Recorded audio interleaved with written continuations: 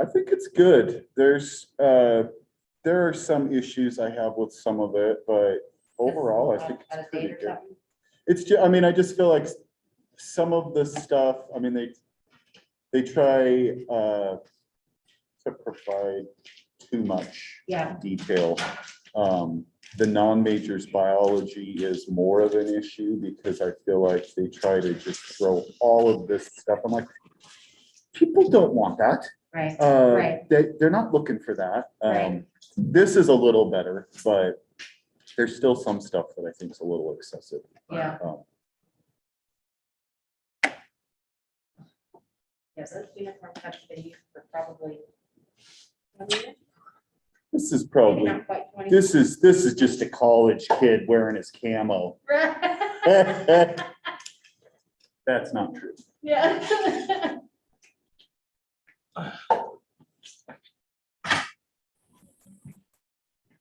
Four people. Yeah, packed house. I've got a handful on Zoom though.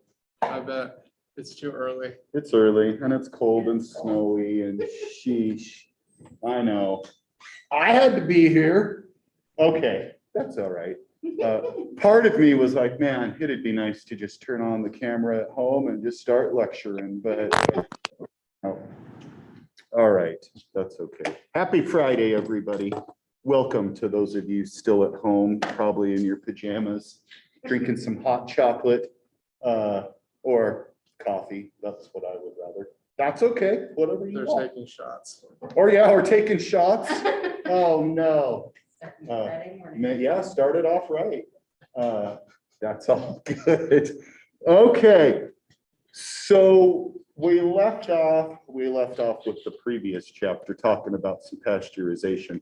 There are numerous things that we think about when we try to cultivate organisms, when we try to grow them up. In the teaching labs here, we try to maintain a stock of bacteria with about 25 or 30 different organisms that are used in the teaching labs. Some of these potential pathogens, again, we talked about attenuation and all of that stuff. And there's a good chunk of them that are just normal environmental bacteria that wouldn't cause any issues in the first place. There are all sorts of different possibilities when we think about trying to deal with these cultures. There are numerous ideas where we can just kind of keep propagating or cultivating them, keeping them on like slant. You guys have inoculated some of those slants, like a nutrient auger slant, or putting them onto some petri dishes and dealing with stuff that way. But as far as space goes, it's a lot easier to have these cultures on some slants. You can have a test tube rack that holds 40 different tubes, all in a very small space. 40 petri dishes is a lot of space in the refrigerator if you're trying to maintain that, all right? There are other ideas for long-term maintenance, and that's what we're looking at up here, not just keeping stuff and using it over the course of 16 weeks or a regular semester. There are ideas, and when we get some of these specimens to work with in the first place, they come to us in different fashions as well. We'll hit that in just a second. So one, and as we're looking over here, not the liquid nitrogen, but this freezer looks like maybe a deep freeze or a chest freezer that you might see maybe in your parents' house. This is a little bit different, all right? It's not like going down to the store and buying yourself a freezer to throw a side of beef in, all right? Although you could store something like that in there, this is not the same, all right? These are some serious freezers that are ultra low, super cold freezers, going down to -70 or even -80 or 85 degrees Celsius, super cold. All right. Most of the deep freeze that you might think about storing some of your own stuff, maybe -20-ish, right around there. All right. So considerably colder. All right. And we think of long-term preservation. There are ideas where you take, and you wouldn't just take bacteria on a slant or in the broth that you oftentimes work with, and think you could just pop that into the freezer and that it would be viable. Those cells would technically be destroyed as they got in there. So we put them into a type of media, really a solution that helps to stabilize them. We'll grow the bacteria up in a broth, and then we will pipette some of that culture, and you get a nice turbid mixture of bacteria. So there's a boatload of cells, and you pipette a little of that, like a couple hundred microliters, maybe a milliliter, but usually that's pushing it as far as volume because we usually store them in little tubes, all right? And you add that to a 40% glycerol solution. It's almost syrupy-like as you look at the liquid as you're trying to pipette it in. Super viscous, super thick liquid that the cells, as they get in there, it helps to preserve them. It helps to keep them from exploding as they get into a situation where they're going to sub-zero temperatures, all right? And this allows them to be maintained pretty much indefinitely. They could be viable within this frozen state. You then can take that vial, a freezer stock, you could take it out and either with a loop, take a little bit out, or the entire vial could be added to a broth, revived. In those cases, you'd have multiple freezer stocks that would be available, all right? We have a new coordinator for the microbiology labs, and that is what he is working on right now, preparing numerous freezer stocks so that there are backups of all of these cultures, all right? And it's kind of like this, all right? And you could see here the beautiful purple gloves that this guy is wearing. You don't just open this up and reach in barehanded at -70 degrees Celsius. You're going to have some serious issues. Touching something in there for just a brief period of time is probably going to lend to the possibility of some frostbite. You want to be careful. And, you know, kind of, I don't really know the whole reasons. You can see barely some of the stuff in the background. These are metal racks that you'd have little boxes that would slide into, and then you would store those in the freezer. Metal and freezing cold temperatures are ill-advised. Reaching in barehanded and grabbing one of these metal racks, you're going to leave some skin on there, right? It's good. You all saw, you know, Christmas Story, licking the flagpole, right? That's extreme in this situation, right? You don't have to have your wet tongue touching it, just your bare hand is going to stick to it, all right? And then you'll know, right? So it's interesting with some of us, and we think about other possible, you know, just your own freezer. We think of all sorts of things as, you know, oh, what could live in there? But bacteria technically could still be viable in a situation like that, in a regular freezer situation. Kind of depends, all right? Over here is a different situation. This is liquid nitrogen. So we're getting even colder than our -70. And this, there are numerous things that you potentially use liquid nitrogen for. Tissues might be more of an example for what we could be using this for, where we could freeze it basically instantaneously. We call it snap freezing. As soon as that liquid nitrogen or the specimen is submerged into the liquid nitrogen, one way or the other, once contact is made, it's immediately frozen, right? And there are oftentimes, you know, chemistry shows or different things like that where they'll bust out some liquid nitrogen and, you know, put a banana in it and then crush it with a hammer or other things that are always super impressive. And I know as my children saw some of that, they're like, oh, can we play with that? I'm like, nope, that's not something you deal with, right? So I was also, we have some liquid nitrogen in the department, a big canister of stuff, and a bunch of these freezers that they're all in the same place. And there's a sign right by the liquid nitrogen that says, use the buddy system. Don't come in here and think that you're going to fill up your liquid nitrogen container by yourself, because if something happens, you could suffocate in that room as the liquid nitrogen starts to fill the room. Basically all of the oxygen goes away, and you don't know it. That as soon as I read that, I was like, you know what? I'm not even gonna mess with this stuff, right? That's not something that I need, right? And this room with these freezers, there are all sorts of professors that have, you know, their precious stuff, whatever it might be. Research materials, not just stock bacteria cultures, stuff that they're doing research with, and they need it to be preserved. If that freezer fails, if it starts to thaw, your research is ruined. These freezers have all sorts of backups and bells and whistles if something starts to go wrong. There are generators outside of the building that their sole purpose is to power the freezer room if the power fails. And next to those generators is another stack of generators that power the freezer room if the first stack of generators fail. Then you know that's serious business, right? You want that stuff to stay working, right? And there's also, you know, alarms. I said bells and whistles. There's alarms. If something happens and the generator kicks on, there are a whole list of people who start getting phone calls saying the freezer room is failing, even though technically still has power, right? There are some instances where freezers have failed, and that's truly a nightmare as you're trying to deal with all of that stuff.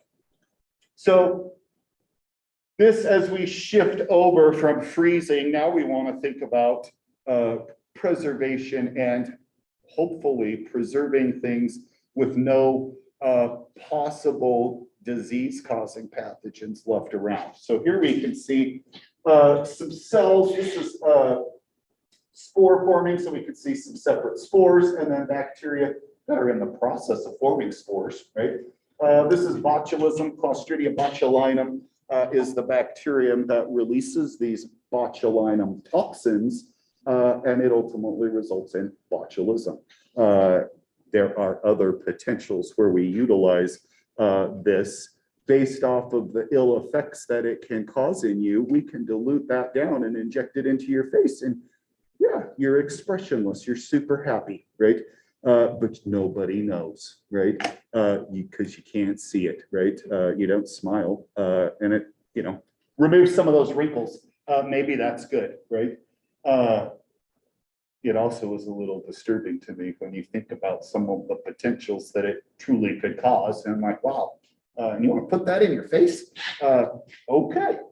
So the pressure cooker, as we see here, we would think about with some types of food preservation. Not everything that you would want to preserve needs to be pressure cooked. Depends on the circumstances, depends on the potentials for some of these organisms to be present or not, all right? So some things we may go about a little bit differently. If we were thinking about like making jam, you wouldn't need a pressure cooker to make those preserves. The high concentrations of sugars that are in there are going to be super inhibitory, and a simple boiling water bath is sufficient to cause those jars to seal and to be preserved. Doing that with green beans or with lots of tomatoes, although there are some circumstances where tomatoes can be water bathed. But if it's just a simple tomato sauce, probably not a good idea. And in turn, a pressure cooker helps to ensure that anything that could be a possible pathogen has been destroyed, right? So things like beans or tomatoes, potential contact in the environment, soil, could get onto them that has the spores. Bacillus, or not bacillus, the Clostridium is an anaerobic organism. The spore would be on the produce that in turn gets processed, and then it would germinate in an anaerobic sealed bottle. Yes?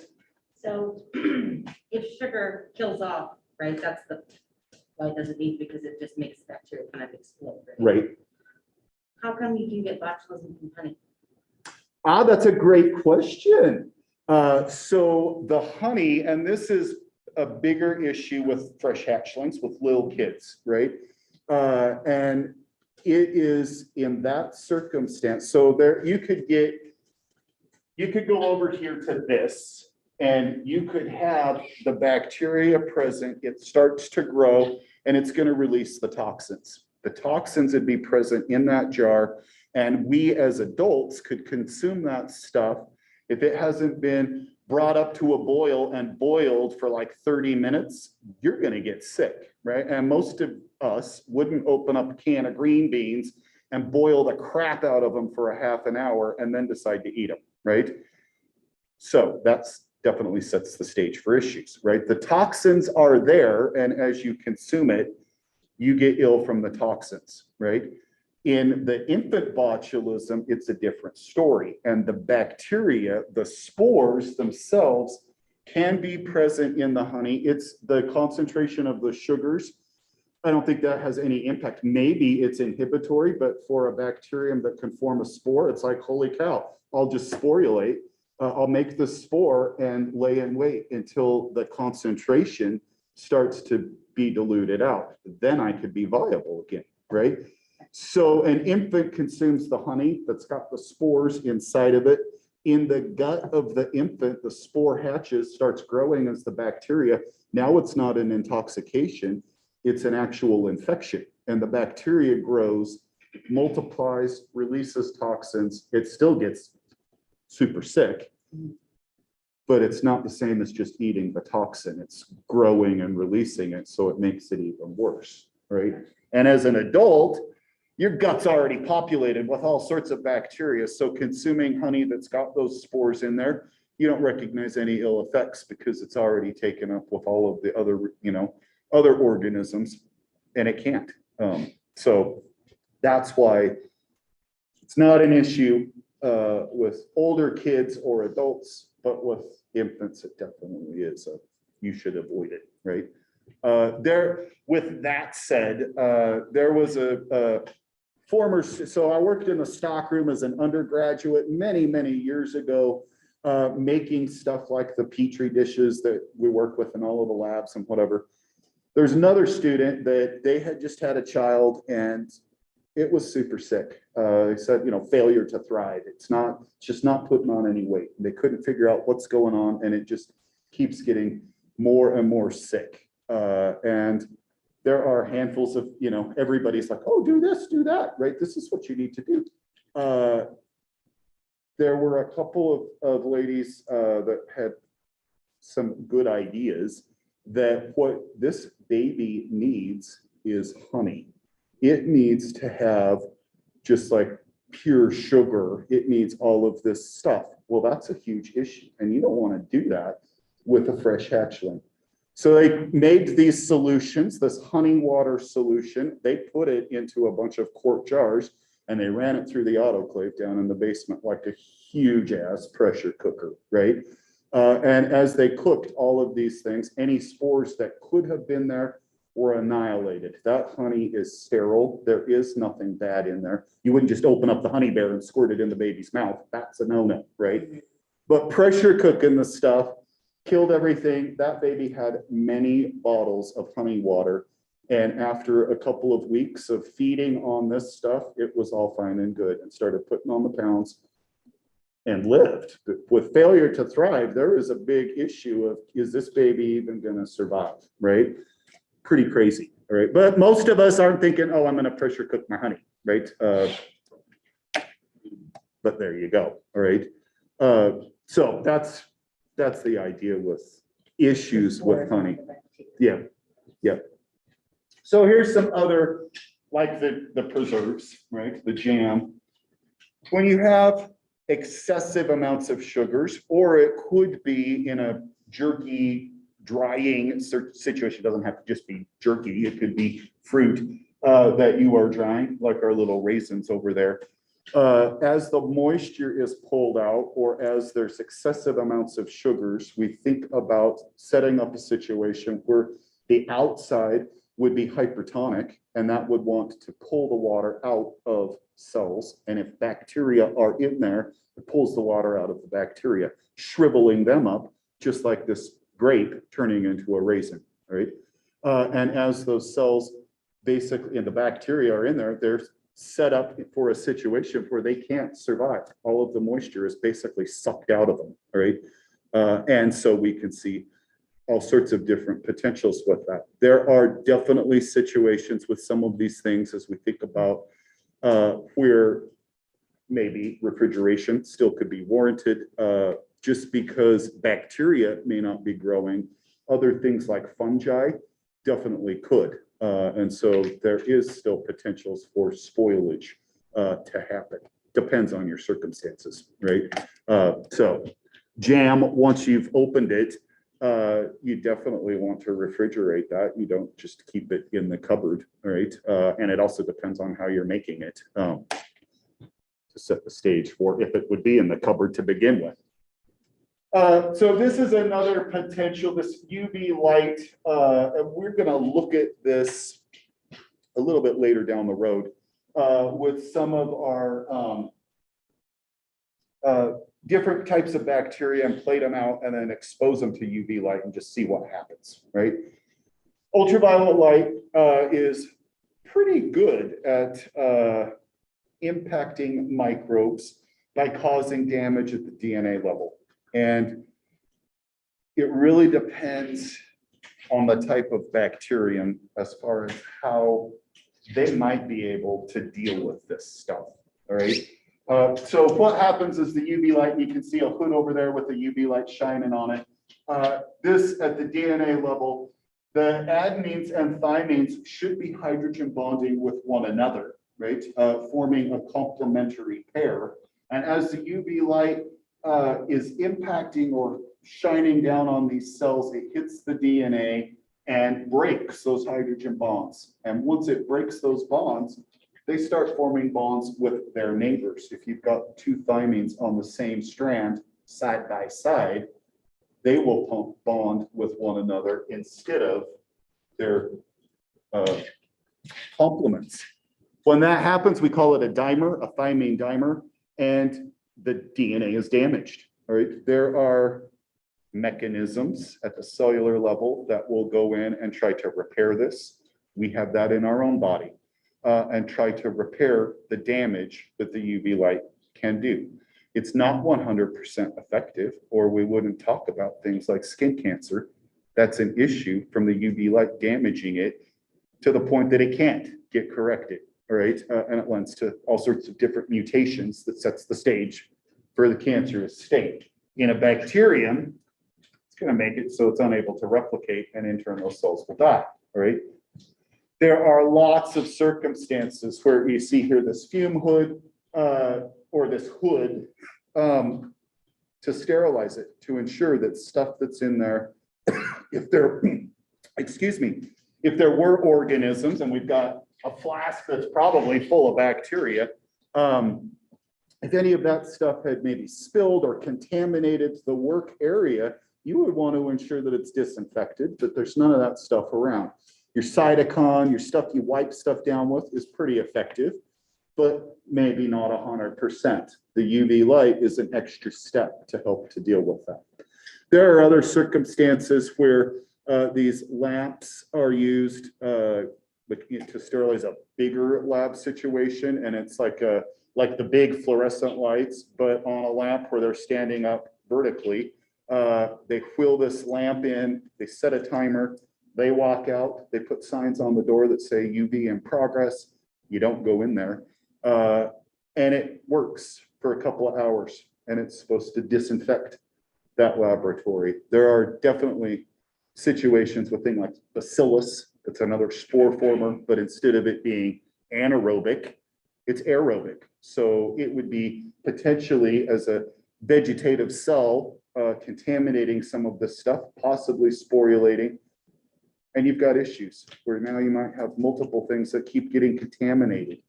So disinfecting with some UV light may help to ensure that you've rid yourself of that. There's other things, and it depends on your circumstances, but sometimes water purification techniques utilize UV light.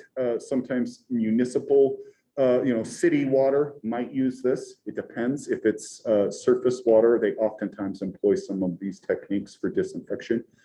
Sometimes you may have it in your own house, like well water and things like that, and you're wanting to treat. That can set the stage for that as well, to ensure that the water as it's moved through there has been dealt with, and potential microbes aren't viable anymore.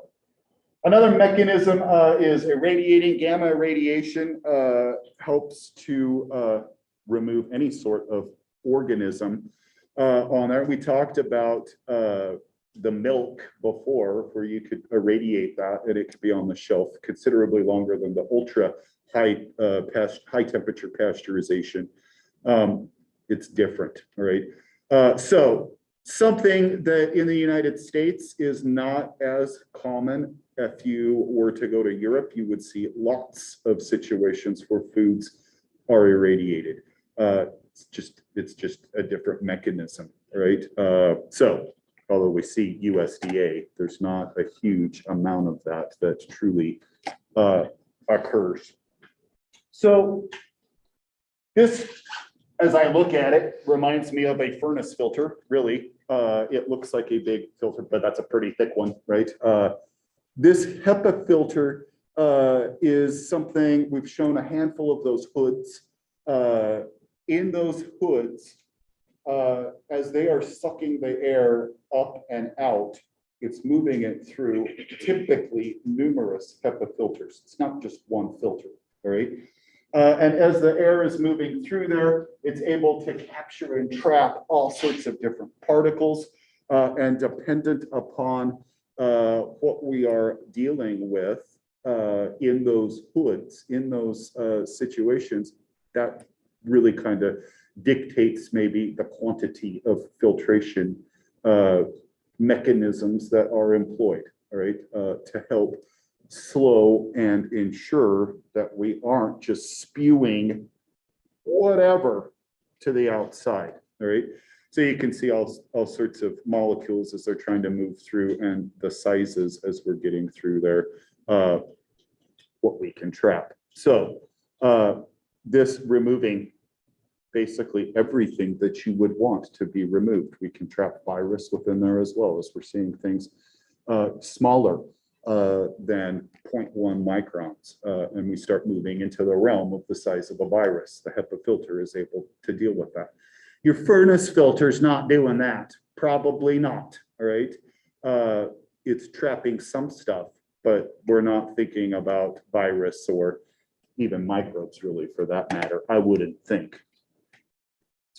So this really two of the same sorts of ideas as we look at this. We saw something with the filter before when we were talking about virus, and we showed this syringe filter, and you could see different porosities, which is really kind of like this as we're moving through here and seeing the levels of filtration that basically allow things to be sterilized through filtration. So removing any sort of microbe, potentially trapping it, dependent again on the pore size, trapping it on this top side of the filter and the clean stuff going through. The same over here, this is a vacuum pump. Your solution would go in here, the filter trapping any of the microbes, and a clean filtrate below that would be sterile, all right? And there are numerous things where running it through an autoclave is not going to work. They can't tolerate that type of process, so a filtration mechanism might be used instead. There was a lab that we used in the micro labs for a good few semesters. We were doing this, and then we decided maybe we could do other things. This lab used some broths, some liquid, but the liquid was a milk solution. And basically the idea is to see different types of bacteria that could be metabolizing, fermenting the sugars, or breaking down the proteins. And when we see that and using the proteins, there's lots of clumps, curdling of the milk as the organisms are in there trying to use it.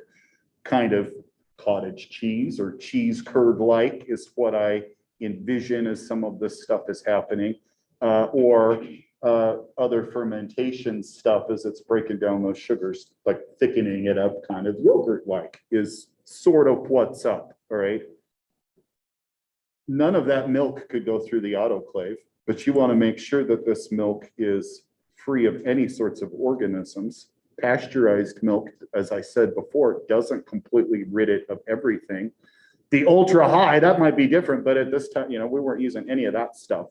So filtering it is how they would go through there and filter all of this milk into little tubes. And if you've got a lab of 100 students and you need 3 tubes a piece, that's a lot of milk filtering like this. For a quick inoculation and seeing stuff that kind of clumps up, you're like, is that really worth it? Probably not. I think we could talk about other things, right? So we kind of scrapped it just because of the labor intensive issues that it had in the stockroom. It took way too long to do it for something that really was underwhelming, I felt like. Not really doing it for anybody, all right? So this table lists all of the different potentials, all right, as far as physical control mechanisms. We could think about heat, cold, pressure, desiccation is drying it out, and radiation. And there are all sorts of different examples as far as what we might be doing, and potentials with, does it kill them? Does it slow them? As we see the refrigeration. Oftentimes it's just inhibiting stuff, right? Freezing stops it, potentially kills, right? It depends on the circumstances, and all sorts of other possibilities. We'll not go into great detail with that. This is just wrapping up the rest of that table. Sonication is a sound wave, so using ultrasonic waves can disrupt the membrane of a cell, causing it to lyse. We potentially use this for that purpose sometimes. You can also see it with jewelry and other situations with sonication. We showed the HEPA filters a second ago, and that, again, all sorts of different potentials as far as utilizing them to remove numerous types of microbes. And some of this stuff you might see like in a vacuum cleaner at your house, maybe, where it's got some of that. And we showed the membrane filters just a second ago. So there are, as we shift it over and start thinking about some other details, there's numerous types of chemicals or compounds that we might utilize. You don't need to get bogged down with all of the structures and details about this. Just a few things we want to talk about that we might utilize, all right? And we talked before with some of these phenol substances briefly. The cytochrome that we use on our benchtops contains some of these substances, using it as a disinfectant, all right? This, there are all sorts of ideas with some of these phenols. And it is something that is, it's like in the sore throat spray, what is that, chloroseptic? And you can spray that at the back of your throat. It's got some phenol in there. It's something that helps to numb, so it doesn't hurt anymore. You don't swallow it down, or you shouldn't. You should put it back there and then you spit it out, all right? But it causes a numbing, all right? And that is super dilute phenol that you're squirting into the back of your throat, all right? Many years ago, after the biology building was built, and we also at the time had a hospital right across the street from the biology building, all right?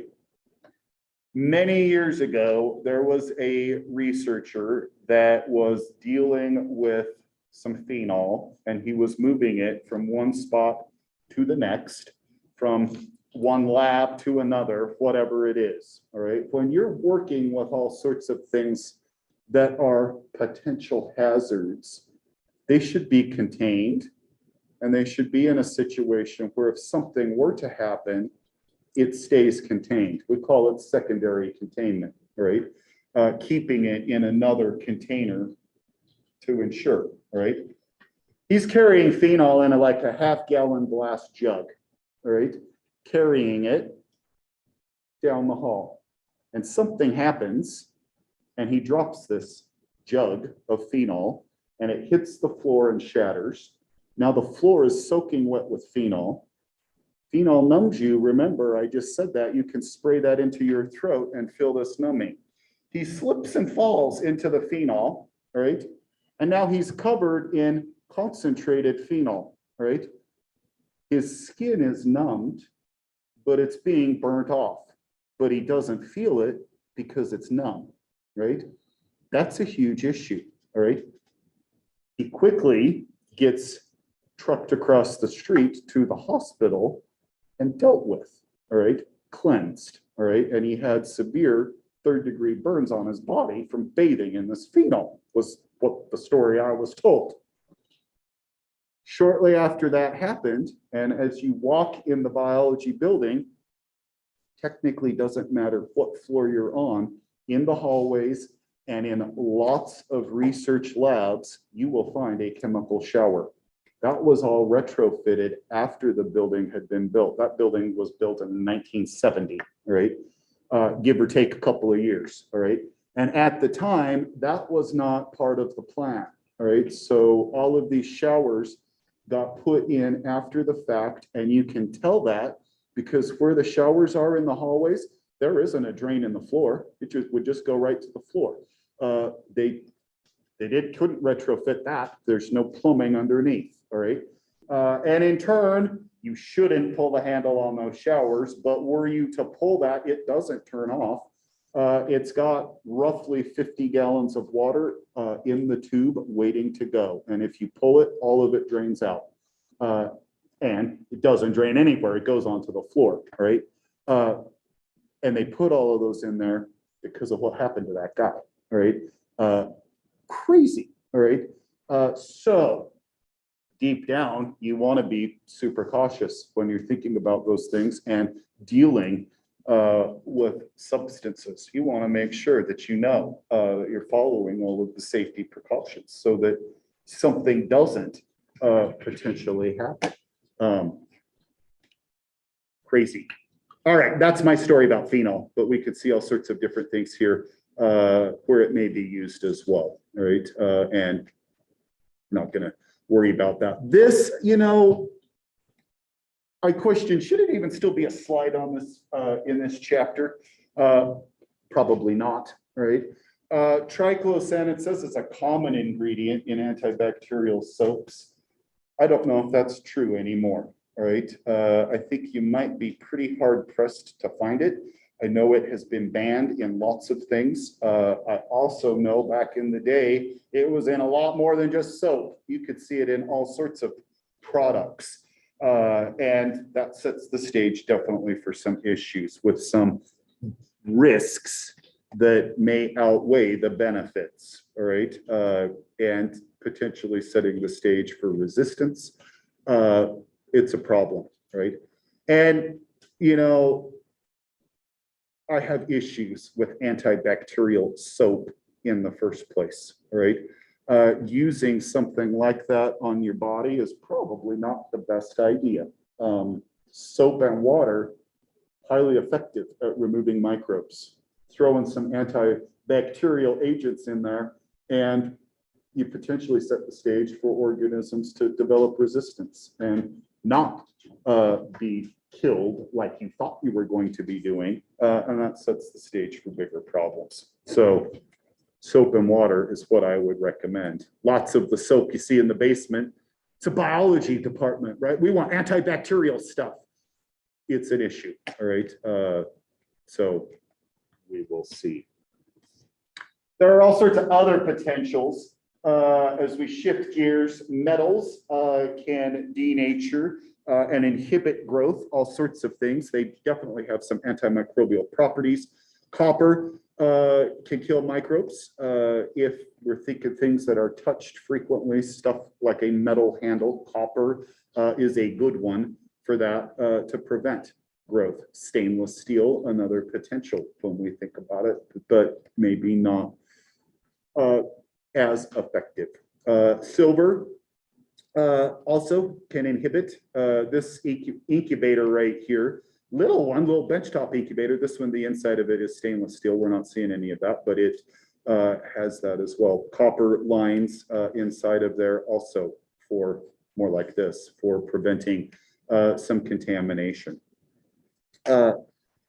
There's other things like zinc that we may see in some mouthwashes. There's others where there's high concentrations of some alcohol that also provides some of the antibacterial, but zinc chloride, we're not talking alcohol here. It's the zinc that sets the stage to that. Argyra, I think that's how you say that. I don't know. It's silver intoxication or bioaccumulation. Colloidal silver is touted by some to have all sorts of miraculous properties. I think of it as the Smurf maker. It's going to turn you blue. And once this happens, there's no going back. You stayed this way, all right? There are some that think there's all sorts of benefits, but as far as I know, it's truly not conferring the health benefits that this gentleman perceived it was going to, all right? Kind of crazy. This is an iodine solution, the betadine rubbed onto the skin when we think about an incision, or in this case, maybe drawing some blood out, spinal tap, maybe. That doesn't sound good. So before surgery, it's applied and slathered on there to ensure that we're dealing with as clean of an area as possible. So it's an antiseptic on the skin.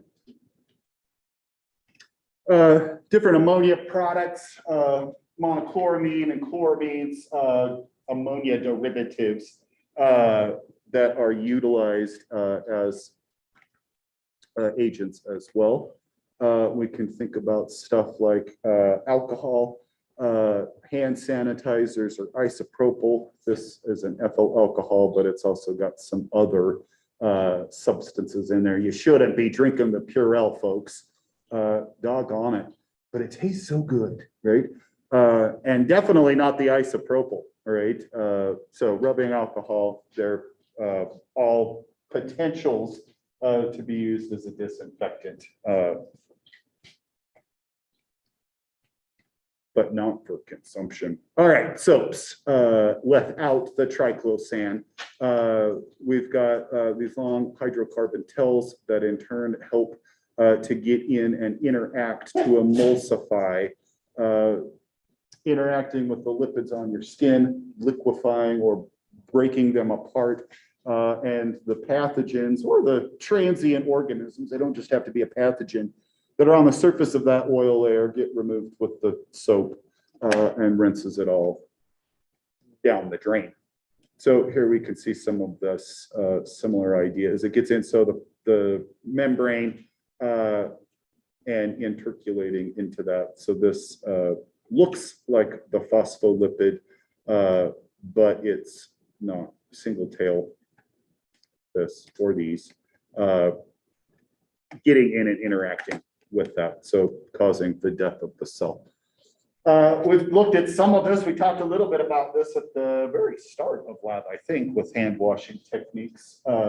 And in turn, there's all sorts of different potentials dependent upon your circumstances. If we're thinking a surgical scrub, we think of from the fingertips up to the elbows as we are scrubbing in. And it's more than just, singing happy birthday to yourself, all right?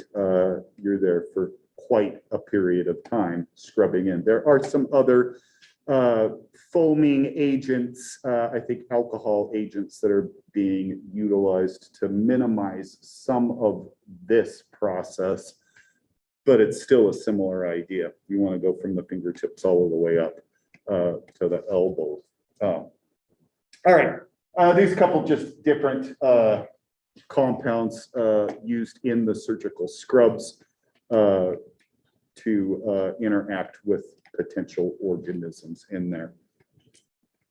All right, I don't think we need to talk about this stuff. A couple of different aldehydes, formaldehyde, glutaldehyde, and others. Ethylene oxide is a gas that's used like the Petri dishes that all of your bacteria grows on.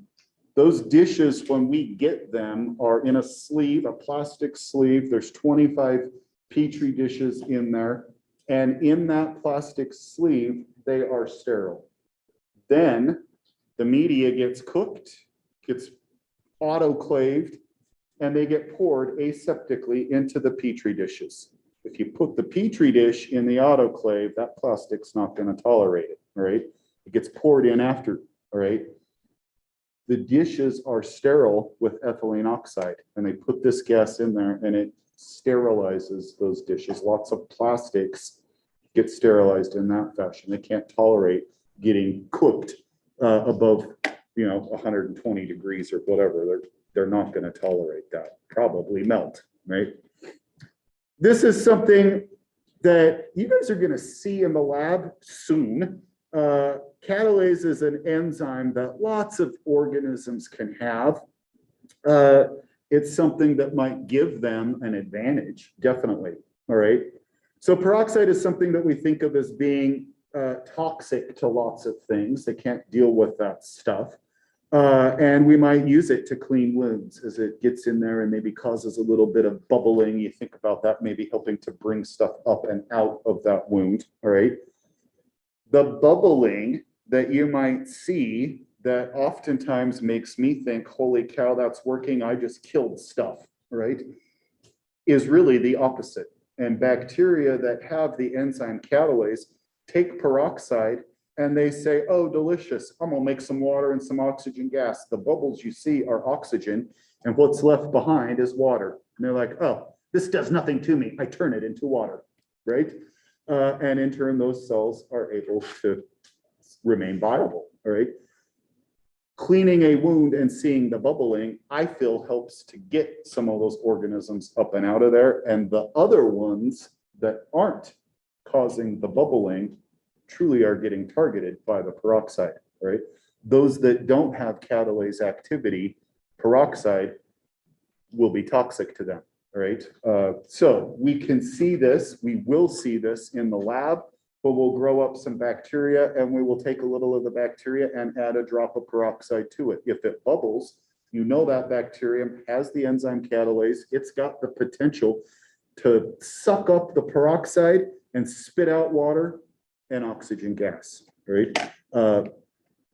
It is, in this case, used to clean some contact lenses, and there's lots of bubbling going on. You can see catalase activity just with your blood. There are enzymes within there that will cause that to happen. You can see it bubbling. You can get like blood on a shirt or on a pillowcase and you're like, oh no, a little peroxide on there will bubble it up and typically help to remove all of that, right? My other job is at a dry cleaners. That's not true. But it should be, right? Just dump a little peroxide on it, forget about it. This, there's a couple of things on here that I feel like, oh man, we could talk about, we need to be done here in 1 second. So let me talk about this and I will stop. This disc diffusion, we take an agar plate, we put a lawn of bacteria, so we spread it all over the plate instead of streaking them like we do with a loop, all right? And we get bacteria covered all over. These little discs, filter paper pieces, can be soaked in a cleaning agent, or you could put whatever, you could soak it in peroxide if you were interested. Rubbing alcohol, or we could look at other things like spices. Tabasco, could that be antimicrobial? We'll do some of this stuff in the lab and have a few of those things in there. And as we get closer to that, if there's something that you use at home that you're like, I sure do want to know if this works, you can bring it in and we'll test it, all right? Maybe you don't want to know, right? After you've soaked it, you put it onto the dish that's got the bacteria on there. You allow that plate to incubate. If that stuff kills the bacteria, you get this zone of inhibition, this clearing where the bacteria can't grow. And if it doesn't, the bacteria grows right up on it. We do this to test things like that, different chemical compounds. We also can have these discs that have antibiotics on there. And we'll talk about that in the next chapter, but it's like this, where an antibiotic is either killing stuff or not, all right? Pretty cool. Okay, guys, have a great weekend.